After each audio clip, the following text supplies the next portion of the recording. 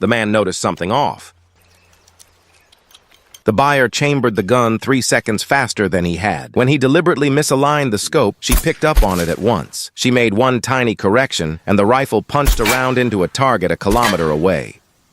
That fact lodged in his mind. Not long before, he'd told the organization he wanted out. Then, without warning, they set up this meeting. It felt anything but accidental. What stunned him further was when the buyer handed the weapon back and asked him to fire it beside her to check the silencer. He had the perfect opening to end her, but he didn't pull the trigger. Instead, he hatched a different plan. The buyer liked the piece and was ready to close the deal, but he insisted it still needed a little fine-tuning. Fortunately, she didn't suspect a thing and agreed to wait. On his way back, Jack kicked his car's bumper and drove to a repair shop. While the mechanic was busy, Jack tried to lift some parts to modify the weapon. The owner caught him in the act. At home, he unpacked what he'd managed to buy. He fitted spacers, hammered them into place, cut a length of steel into multiple sections, stacked them with the spacers, and slid on the outer casing.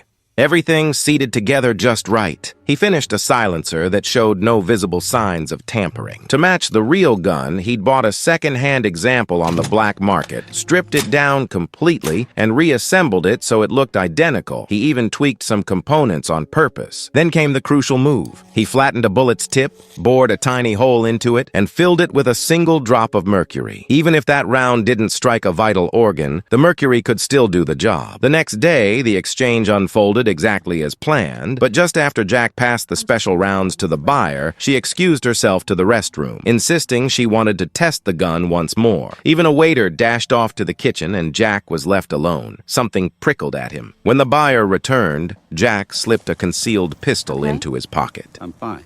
You? Just fine. We won't need your gun. You never know. Holding the cash, Jack decided it was time to walk away from this life. He planned to tell his wife the very next day that they should leave together, but he didn't know he was already a target. Someone had aiming at his head. He looked up and saw the shooter. It was the same buyer from yesterday. Who?